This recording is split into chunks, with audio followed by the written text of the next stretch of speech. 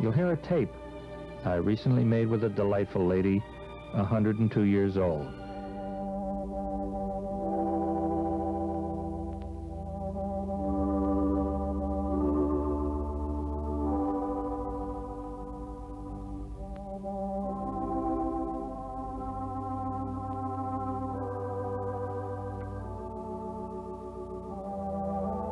Every state in its history can point with pride to some honorable names, whether they be politicians, musicians, artists, or inventors.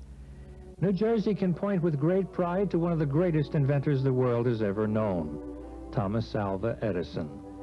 Edison's inventions number over 1,000, some dealing with the telegraph and some very interesting items, but the three that will certainly be on top of the list of his inventions are the electric light, motion pictures, and the talking machine or the phonograph. Edison's first phonograph was devised on July 18th, 1877, and it was more or less just a toy to Edison at the time. He played with it for a year or so, and then he put it on a shelf. And in 1886, Alexander Graham Bell, the inventor of the telephone, pursued this talking machine and brought the public interest to it. The New Jersey cities of West Orange, Newark, Roselle, and Menlo Park are rich in the culture of Edison's advancements. No matter what area you live in, there are interesting people. All you have to do is find them. I recently heard of a lady that was 102 years old, living in Beachwood, and I was told the lady knew Thomas Edison. Well, I made a few phone calls, and in the latter part of July 1971, we took our tape recorders over and sat and talked with this delightful person. We'll be playing a portion of that tape as well as some records of Mr. Edison's voice. Old Daddy Pegleg, two-step, played by the New York Military Band, Edison Records.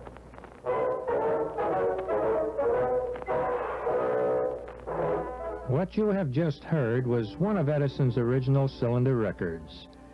After Alexander Graham Bell caught the public interest in the talking machine and proved it to be a financial success, Edison's interest again turned to his invention. And for those of you that have never seen a cylinder record, let me try to describe it for you. It was quite similar to a can of soup laid on its side, with a large hole in the center that was turned by a motor or a hand crank in the beginning. In the earlier models, tinfoil was wrapped around this cylinder, and later a hard wax-like substance was used. And as this cylinder was turning, grooves were etched out in it, containing the sound that was carried to the needle by a horn that you talked into. When the needle was put at the beginning and replayed, you could faintly hear the sound that was carried to the needle originally. It was later that the flat records that we're familiar with today were invented. These were called gramophone records. And today, ironically enough, they're still called incorrectly phonograph records. Now, if you subtract 102 years from 1971, you come up with the year 1869. This is the year that the Maria Carmen, who you will be hearing in just a minute, was born in. June 28, 1869 to be exact. She is now Mrs. Howard Campbell, and she lives in Beachwood, New Jersey, with her daughter and son-in-law, Mr. and Mrs. Jerome Gibson. She's bright, she's hearty, she's got a wonderful memory, and she's very happy. Mrs. Campbell's family is noted for longevity. Her great-grandmother lived to be 98, and her grandmother died at 95. Her ancestors came to this country from England in 1636, and she said members of her family have served in every American war from the Revolutionary War on. So that we can have some perspective of the year 1869, 102 years ago, imagine yourself with no electricity, no television, no radio, no telephone, and none of the thousands of things we take for granted today. And remember, on cold nights, the bathroom was way out in the back there. The Civil War is over just a few years, and Lincoln was assassinated 4 years before, and General Ulysses Grant was inaugurated as president. The first transcontinental railroad, the Union Pacific and Central Pacific, was completed, and the Golden Spike was driven in Ogden, Utah. Christopher Sholes patented the typewriter. And Memorial Day was first observed this year. September 24th of 1869 became known as Black Friday. It was caused by the speculators that wanted to corner the gold market. The construction of the Brooklyn Bridge began in New York and was completed 14 years later. And the public interest induced James Gordon Bennett, a wealthy newspaper owner of the New York Herald, to finance an expedition to Africa under Sir Henry Stanley to find the lost explorer and missionary David Livingstone. Stanley found Livingstone in 1871 in Tanganyika in a dying condition. Everyone's curiosity was aroused this year when a crude statue of a man 10.5 feet high was unearthed near Cardiff, New York. It turned out later to be a great hoax. William F. Cody became Buffalo Bill and a fictional hero, all because he was so named by a writer of novels.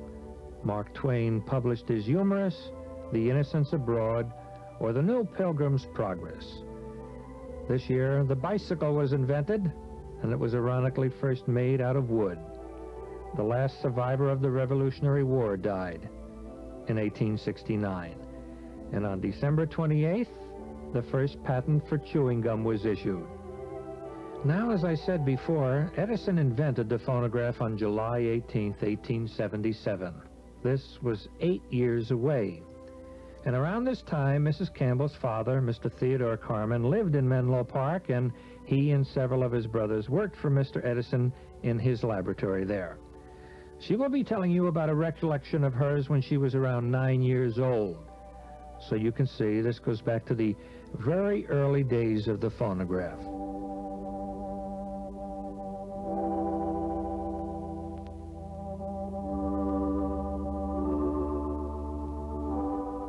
All right, let me play the tape for you now, and you'll hear just what was said by Mrs. Howard Campbell. Now, Mrs. Campbell, you were born June 28th, 1869. Is that correct? Yes, That makes you over 102 years old. Yeah. And I'm delighted to be here with you. My pleasure. Thank you. And I understand you used to work for Mr. Edison in Menlo Park? My father worked for him. My father made some of the armatures by hand, and they worked well.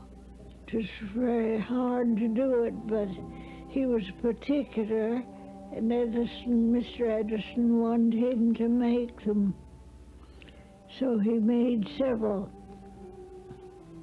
I understand. I think they all worked right, and as when some of those that got to make them by machinery, they didn't work well. They couldn't use them. Uh-huh. And Mr. Edison bribed you in a fashion to have you record your voice on a record, did he not? Well, yes.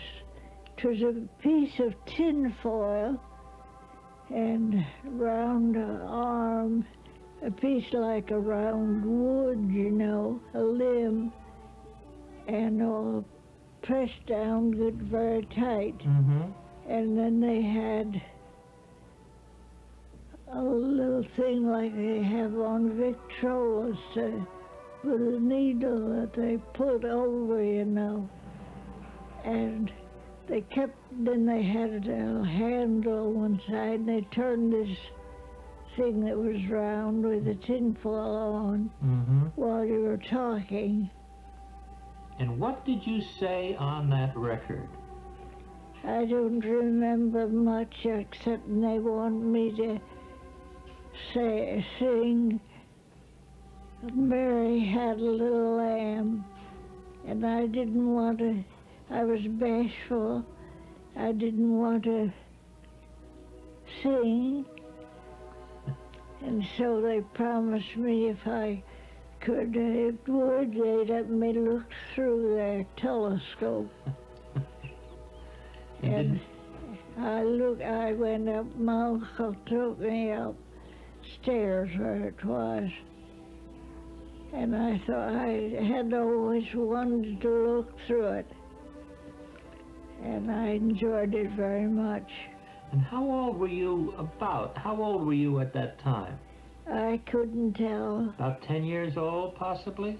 Somewhere around that age. So this would make it roughly around 1979. I beg your pardon, 1879? Somewhere around there. Yes, somewhere. Do you remember Mr. Edison at all? Oh, yes, I remember just how he looked. You remember him chewing tobacco? No, I don't know whether he did or not. But he was hard of hearing, was he not? Very hard of hearing. Yes. And one time we were down at the railroad station. We were all going to take a train. And I was there with my mother. And he sat on the thing. They put the bag on, you know, to put on the train. They wheeled it up and down. He was sitting on that, and he saw me. He beckoned for me to come over and talk with him, and he talked with me and told me that he always thought I had nice color hair. He said he was so sorry. His daughter had light hair, and he didn't like it. He liked dark. Mine was a chestnut brown, I guess. So as he sat there, he picked me up and set me on his lap while he talked to me. I guess I must have been about 7 years old, 6 or 7 then. And he talked to me for a while, and I said, Mr. Edison, our train's coming round the bend. And so then I jumped down, went over to my mother, stayed with her. And I understand one of the homes that you lived in was one of the first homes to have electric lights in it. Yes, they took the electric lights and went up the road for more than a mile from the laboratory. Here and there was a post they put in the ground, and they put a light on the very top of it. But they didn't have any reflector or anything around it. And they wired our house upstairs and down temporarily, so when they wanted to turn on the experiment, they turned on, our house would be all lighted up, and then maybe in a few minutes they'd turned off. Well, today we accept electric lights very easy in a home, but at that time, I'm sure that must have been quite amazing. Oh, it was. Yes. The people going past it didn't know what to make of it. That must have been something. It was. Well, when I was a child, they had at the parties quite often for their little girl. Well, she was just a little younger than I, and frequently they had parties, and I went to every party they ever had. They must have been nice parties, too, I'm sure. Yes, one time there were a lot of children invited, and they outdoors on the lawn, they built a big platform so the children could dance. And they had music out there, and we all had a good time. This was in Menlo Park, New Jersey? Yes, their house wasn't very far from the laboratory and the office and the other buildings. Mm-hmm. And this is the place that Mr. Edison invented the electric light bulb, is it not? Yes. Then they were working for the light bulb. They had a room, a small room, full of kerosene lamps. and they turn them up till they get smoke, and so they could get that carbon to make the inside of the bulb. See, my uncles worked with Edison too. My father's two brothers of William Carman and George Carman. They were twins, and William Carman was the bookkeeper for Edison. And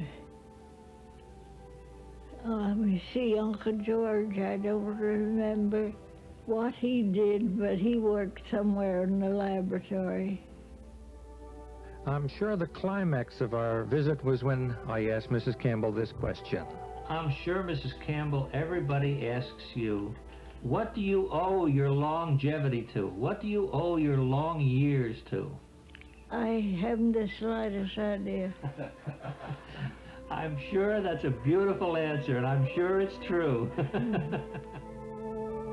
Well, I hope you felt some of the warmth that I did the day of our visit to Mrs. Campbell's home. Mrs. Campbell is probably the oldest living recording artist, making these crude early Edison tinfoil cylinders with Mr. Edison.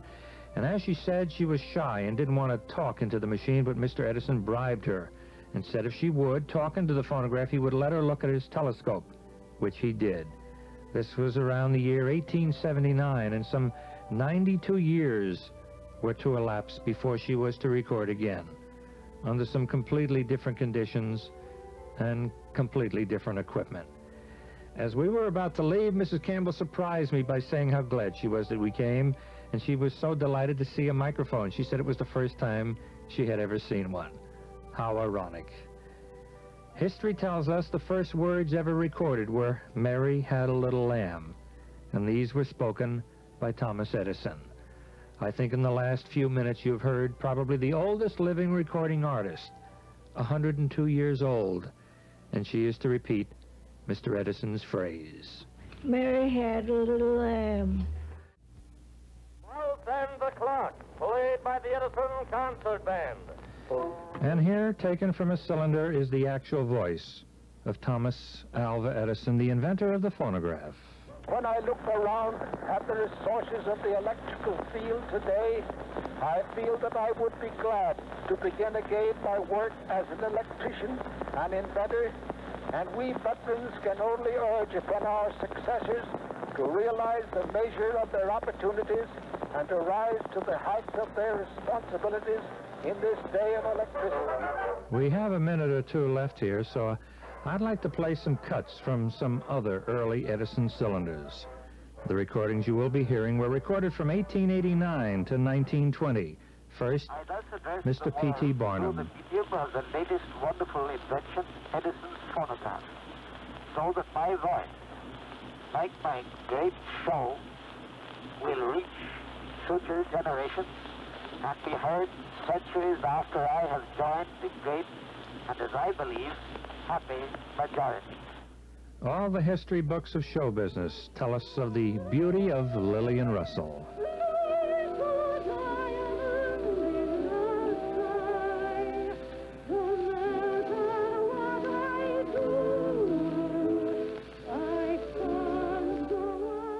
And here's the voice of one of the highest paid recording artists, Mr. Enrico Caruso.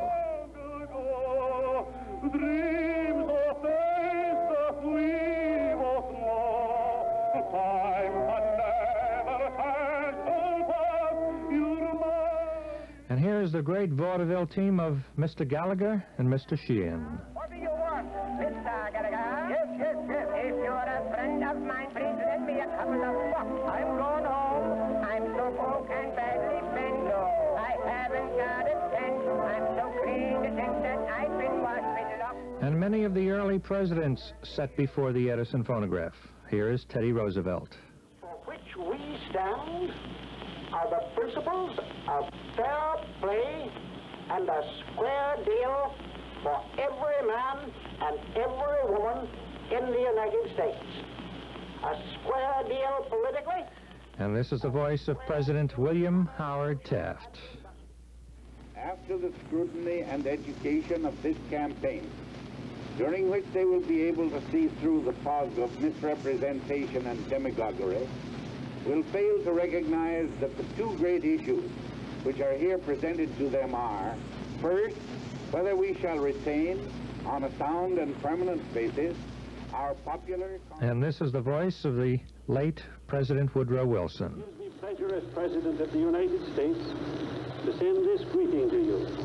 There are some dark pages in the history of the white men's dealings with the Indian, and many parts of the record are stained with the greed and avarice of those who have thought only of their own profit. And this was the voice of Warren Harding. Speak officially only for our United States. Our 100 million, frankly, want less of armament and none of war. Wholly free from guile, sure in our own minds that we harbor no unworthy desire. Well, now we've really gone back in time during this segment, and I want to thank Mrs. Campbell for sharing her memories with us, and I also have to thank Thomas Alva Edison. And remember, it all started out with Mary Had a Little Lamb.